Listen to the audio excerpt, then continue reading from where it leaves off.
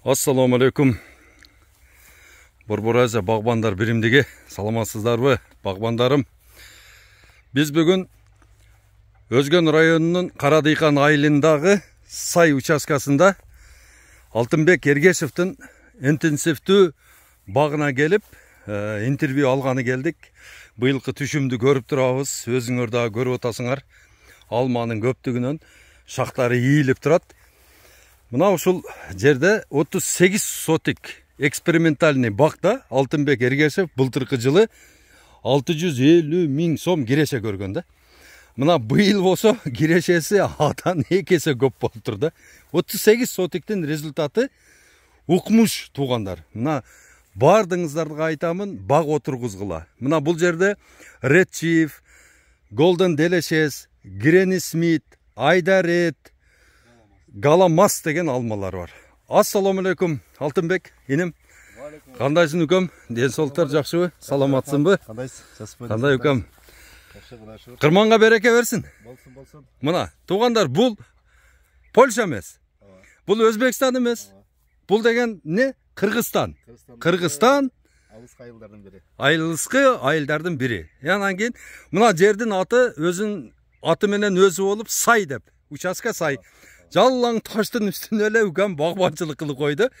Мына профессорлор эч качан алма болбойт берге деген жерди үкөм мынантип гүл бакка айлантырып, мынандай болуп туруп, мына адамдын башындай алмаларды өстүрүп коюптур. Алла Таала өстү, сиз себепчи болдуңуз. Алтынбек, таксырым. Сөз сизде. Ассаламу алейкум, кыргыз элим. Ассаламу алейкум, багбандар. Бүгүн биздин берекелүү кырманга толгон багыбызда турабыз. Абдулла экөөбүз бүгүнкү күндө ушул бак түшүмгө кирди. Биз түшүмгө кирип, ошол түшүмүн жыйнап дегендей, бул жерде бир өзүбүздүн жетишкениңизге сүйүнүп отурган бербесибиз. Бул биздин экспериментальный багыбыз. Бул менин атама жасап берген бак. Бул азыр атамдын багы. Бүгүнкү күндө атамдын карамагында.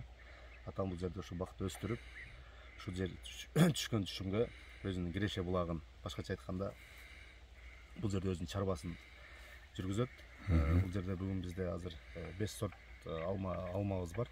5 сорт алмабыздын бүгүнкү күндө бардык сорттору бүгүнкү күндө баягы өндүрүштүк түшүмгө кирдик. Бүгүнкү күндө түшүмгө кирип, түшүм жыйнап атабыз. Эми баягы коммерциялык көз караштын негизинде канча тоннадан алып атканыбызды айтпай эле коелу, бирок негизги айтканда жакшы эле түшүмгө кирдик да. Биз ойлогон ошол гектарынан өзү 30-50 тоннадан берет, 100 тоннага чейин берет деген өзү статистикалар бар. Ошонун негизинде биз ошондой чоң өлчөмгө кирбесек дагы ошонун тең жарымды өлчөмүнө уже кирип калдык да. Бүгүнкү күндө бактарыбыз жакшы. Эми бакты деле тиккенден кийин, эккенден кийин бул бакты өзүнө жараша түшү болот экен. Түшүнүн негизинде бакты тура кароо, тура бутоо, тура ошо менен ошол нерсени бакты кароо технологиясын жүргүзүш керек экен. Бүгүнкү күндө мына Аллах Тааланын берекесине биз бүгүнкү күндө бакты толук түшүмгө кирип, мына бактарыбыз сиздер көргөндөй түшүм алып отурабыз. Бүгүнкү күндө биз бакты бүгүнкү күндө 3-чү жолу бүгүнкү күндө 3-чү жыйнообуз болуп атат. Ар сорт ар кандай климаттык шартка байланыштуу ар кандай эмеде башат экен. Ошонун негизинде биз 3-чү теримди бүгүнкү баштап атабыз.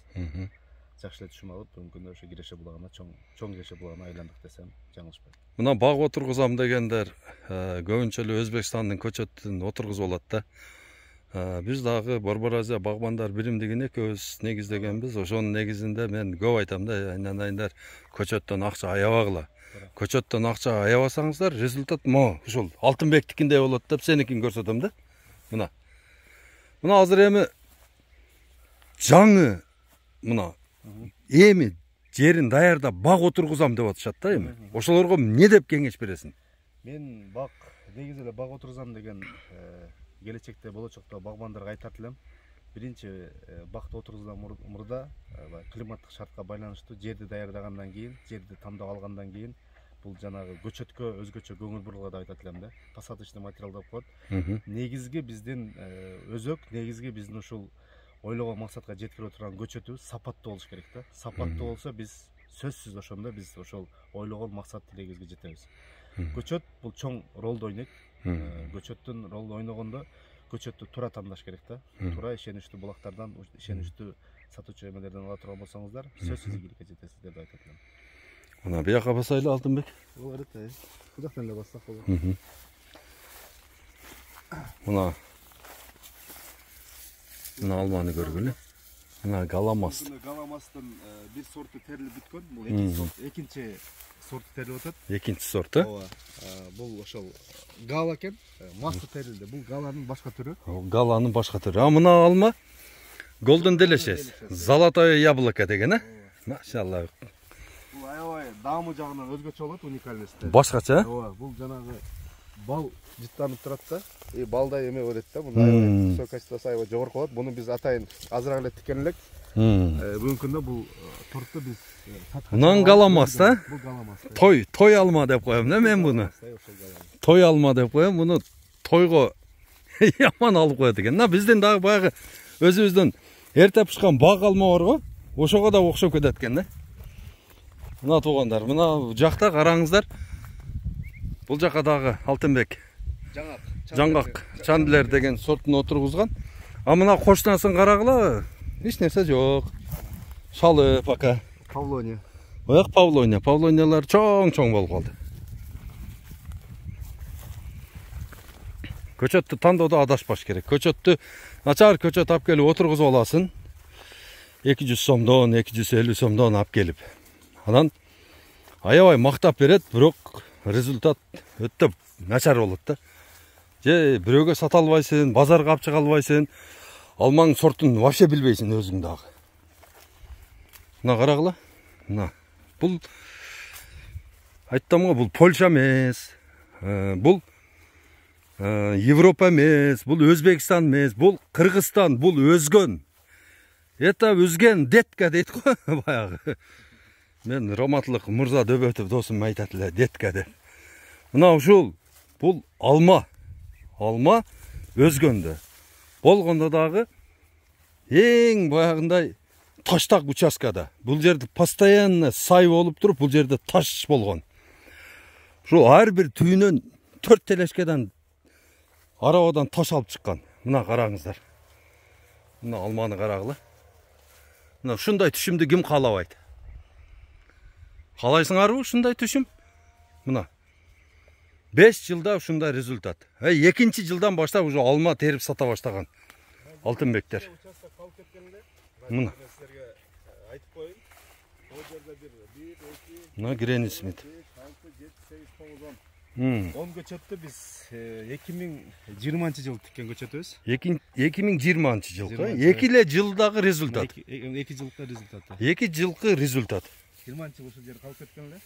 Курап калган беле ошо эсте жок, бирок ошол жерге толуктоо максатында 2020 жылы тиккенбиз. Бул не Скарлетт Супрбу же Ретчпи? Бул да Ретч.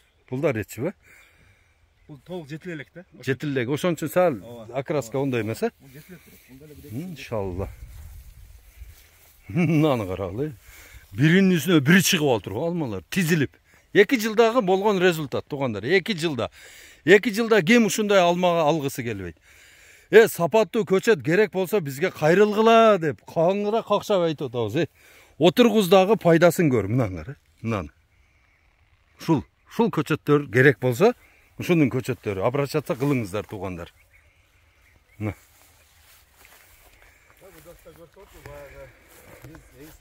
Биз каалаган башка культуралары, ошол эле коконгулер, ошол эле өрүгү бар, шапталысы бар, результат отличный деген. Бүгүнкү күндө бул жактарда аябай жакшы түшүмгө кирген. Жок дегенде өзүбүз огородубуздан өзүбүз мындай жегенликке полный чыгып турат деген. Мына көрдүңөр туугандар, мен Алтынбек инимин багына келдик. Өтө жакшы экскурсия кылып берди.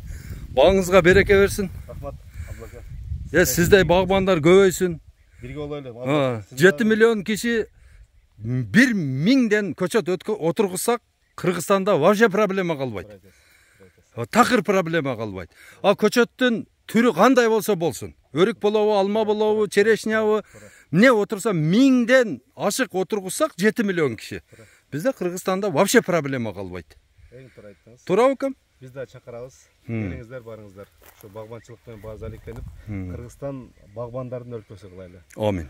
Ошо менен биргеликте эле Кыргызстандын микроклиматын да өзгөртүп, экономикасын дагы өстүрүп, ал менен биргеликте эле ар бир дыйкандын, ар бир элет элинин үй бүлө келешесин дагы чоң келешекке айландырайлы. Омин. Баарыңыздар Айтканыңыз келиңиздер. келсин. Биргеликте биз дагы сиздер менен биргеликте чогуу бир муштумга бир күч болуп, биримдикте болуп, ушу багбанчылыкты чогуу өнүктүрөлү деп баарыңыздарды чакырып кетет элем. Амин. Биз дагы колдон келишинче биз сиздерге колдоо көрсөтүп жардам берип турган биз да дайыма даярбыз. Рахмат күнүм. Чоң рахмат.